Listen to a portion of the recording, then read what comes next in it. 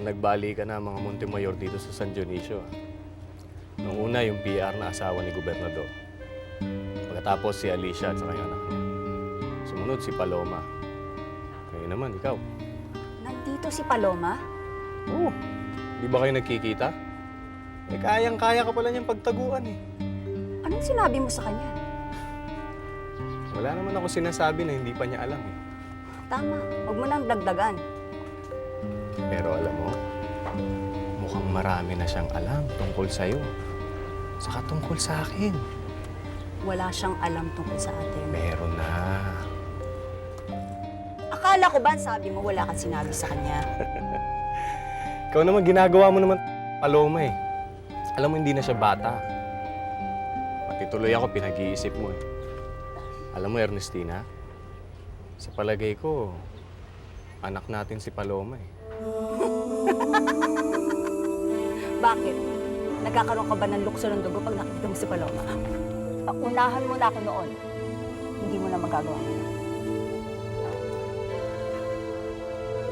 Anak nga ba natin si Paloma? Nasa buhay pa kita nung pinanganak ni Mami si Paloma. Hindi ko nakita ang pagpapanganak niya. Bakit? Nakita mo ba yung pagpapanganak ko? Nasaan ang anak ko? Hanapin mo. Kayla!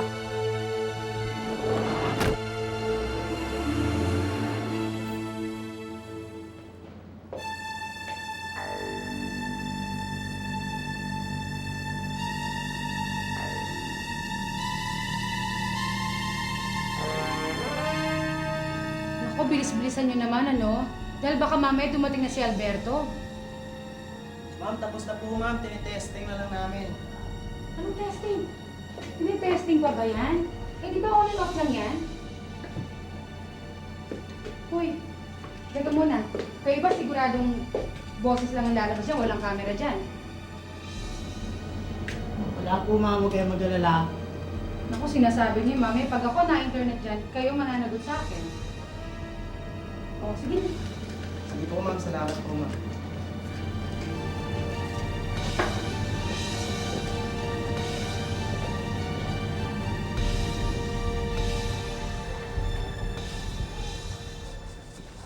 Nestor Durable. May tanong lang po, reporter.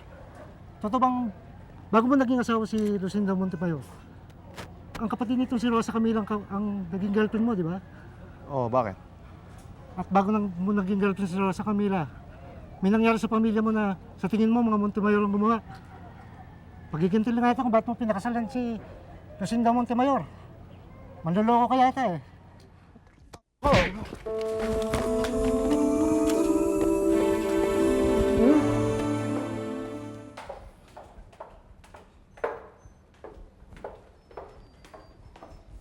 Kumusta na si Alberto?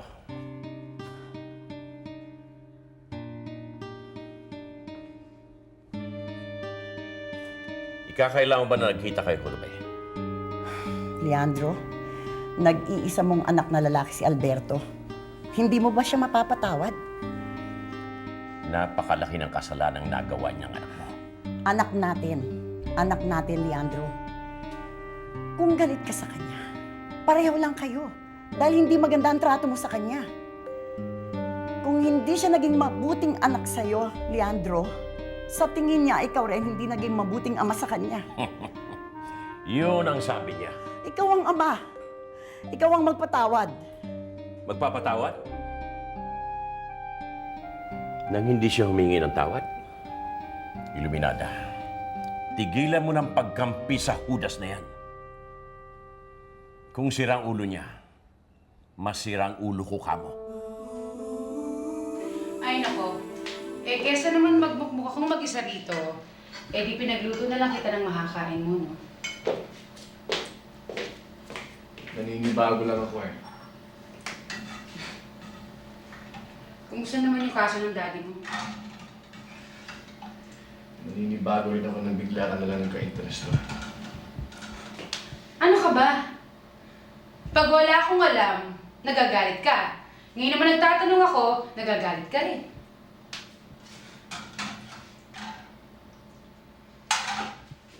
Well, sigurado inuumpisa na ng smear campaign sa akin ni Amanda.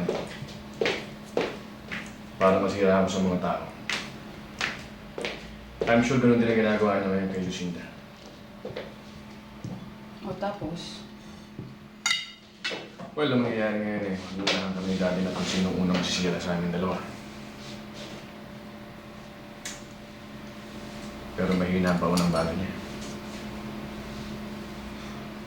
Ang ibig mong sabihin eh, may kasunod pa yung ginawa sa'yo ng daddy mo? Walang kaso yun. Mas mabigat ang bala ko sa kanila. Wala na makakapigil ang pag-suspend kay Daddy bilang governor ng San Dionisio.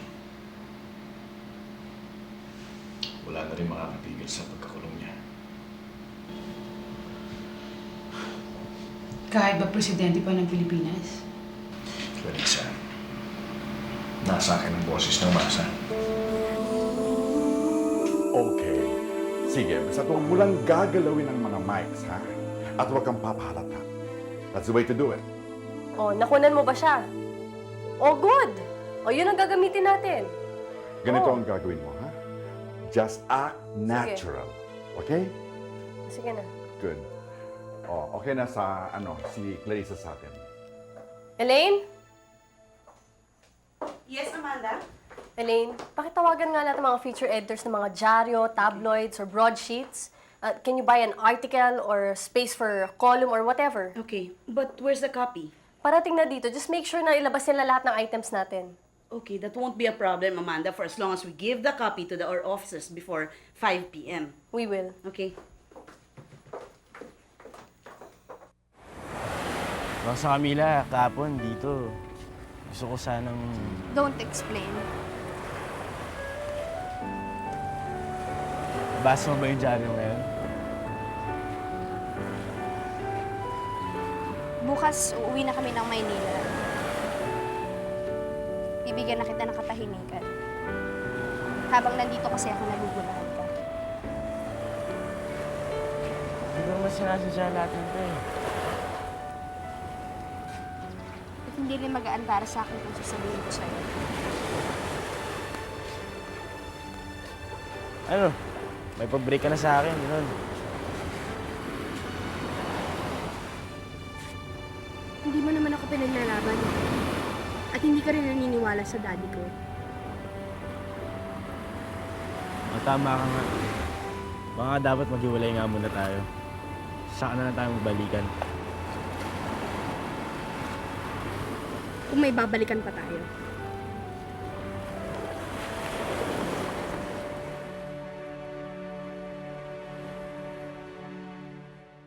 Governor, it's beyond our control now. This is not going our way. Malakas din sila eh. Malakas din o talagang naging mahina lang tayo? Dad, tumaas ng 5% ang poll ratings ninyo after you did the interviews. Still not good enough. We need to do more. At this point, Governor, the best thing we can do is to prepare ourselves for the legal battle. Ready na kami doon, Gol. May line-up na tayo. What is the worst possible scenario? I don't even want to think about it, Dad. Intimidation lang yun. Tinakot ka lang. Sinapak mo naman. Ngayon may maisusulat na sila, Nestor Adorable na napak ng reporter. Kasi, Sa politika, kasama ang gaguhan. pwes hindi ako politika. Kaya wag nila ako idamay. Nang nagpakasal ka sa akin, ha? Damay ka na rin. Lucinda, kaya lahat ng Montemayor, Lahat? Montemayor pa rin ako, pati ba ako? Oh, si Paloma. Ha? Wala pa rito? Akala ko kaya ka nagpunta ng San Dionisio para kunin siya. Akala ko umuwi na rito. Naku, teka, hanapin ko nga. Ay nako, pagpabukas mo na. Malay mo na dito na sa Manila at nandun lang sa boyfriend niya. At ano, gagawa na naman ng bagong anak? Hindi, hahanapin ko sila. Ay, hindi. Magkape muna tayo. Sige.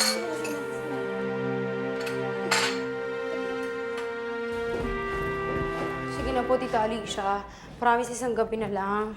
Magkaiba naman kami ng bahay ng tutulog ni Dindo eh. Mamaya malaman to ni Ernestina o ni Iluminada. Hindi ko naman po sasabihin eh. At saka bukas po uwi na rin kami. Alam mo, dapat nagpapakita ka sa daddy mo. Nag-aalala yun. Ayoko kasing alalahanin niya pa ako. Marami na siyang problema. Eh, kaya nga wag mo nang dagdagan pa. Eh, paano mo po yung problema ko? Ano ba ang problema mo? Hindi ko po kasi alam kung anak ako ni Mami o ni Ate Ernestina.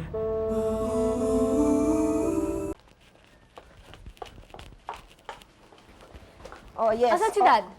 Hindi pa siya lumalabas, Amanda. I need to talk to him. Set up a meeting ASAP. Why? Haven't you heard anything? Nagpo-float ang oposisyon.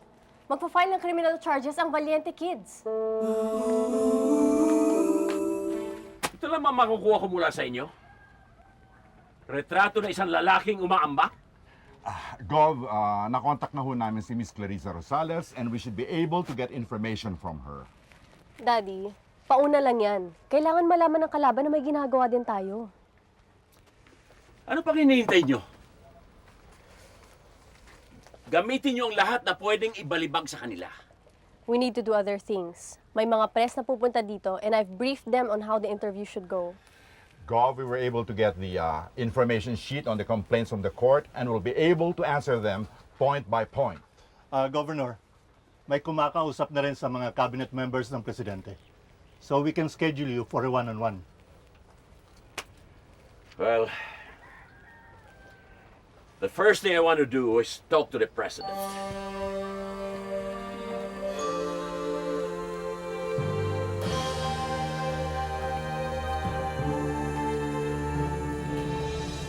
Kanina ko pa tinatawagan si Landro, hindi nagre-reply. Kawawa naman si Daddy. Yan, Carlito mo ha. Nagdemanda na talaga. Hindi mo ba nabasa pati nga sa Kuya Edmond mo, nasabit na rin eh. Lahat yata ng kalaban ng pamilya natin eh. Kaya kailangan magsama-sama na tayo. Kaso tita, yung pamilya natin nagbabangayan din. Ang galing talaga ng babes ko. Sa iba, walang maisusulat na masama. Well, PR ko nang balang sumagot doon. Kung meron man. Meron ba o walang naisusulat? O merong maisusulat sa'yo? Bakit? Meron ba nakakaalam tungkol sa atin? Ano? Imposibleng walang nakakaalam tungkol sa atin. Andyan si Amanda. Malay.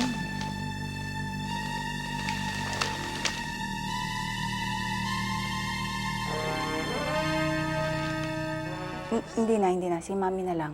Oh, hindi ba dapat nandun ka rin at nakikipagpulong? Mami, malaking problema ng pamilya natin. Oy, tungkol din naman sa pamilya natin ang pinag-uusapan nila. Mas malaking problema natin, nawawala si Paloma. Ay, naku, pag nabasa mo ng dyaryo, babalik yun. May amor din naman siya sa daddy mo eh. Eh, hindi naman po nagbabasa ng dyaryo yun eh. Sige na.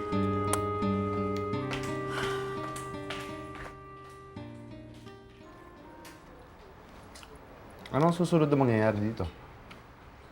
Susunod dyan, TV, radyo. Chuck, may interview na tayo niyan. Kailangan pa ba yun? Kapag kinailangan.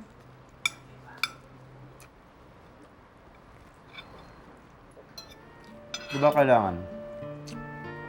Tayo ang lalapit para maunahan natin sila. Nestor, ang mga Montemayor ang hinahanap at nilalapitan ng press. Hindi kami naghahanap sa press. Akala ko ba durable ka na?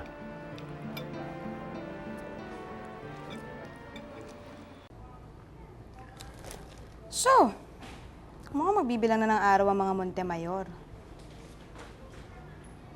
Well, siguro pag nabasa to ni Rosa Camila, well, malalaman niya na, no, na natuloy yung pagsampa natin ng demanda sa daddy niya.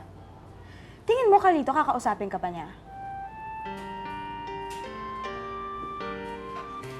Carlito, you wanna go out first? Relax your mind first. Sure.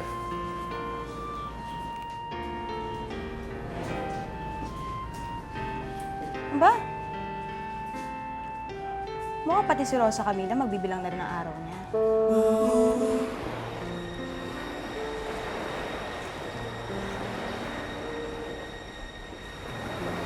Ethan, anong ginagawa mo dito?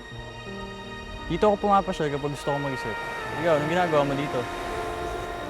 Pareho tayo. Sana pala pinasyalan kita sa inyo. Kaso si Carlito eh. Sorry ah. Sana pala hindi ko na sinabi pangalan niya.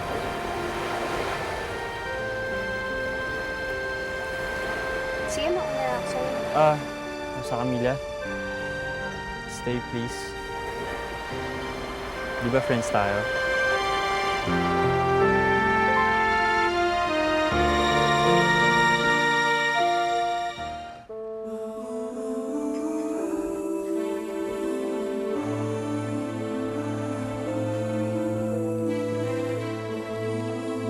Dad?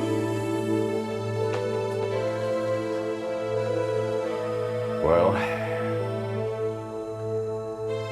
the worst scenario has happened. Hindi ko napakiusapan si Presidente. Naibigay na raw niya yung order sa DILG. Suspendido na ako sa pagka-governor ng San Dionisio.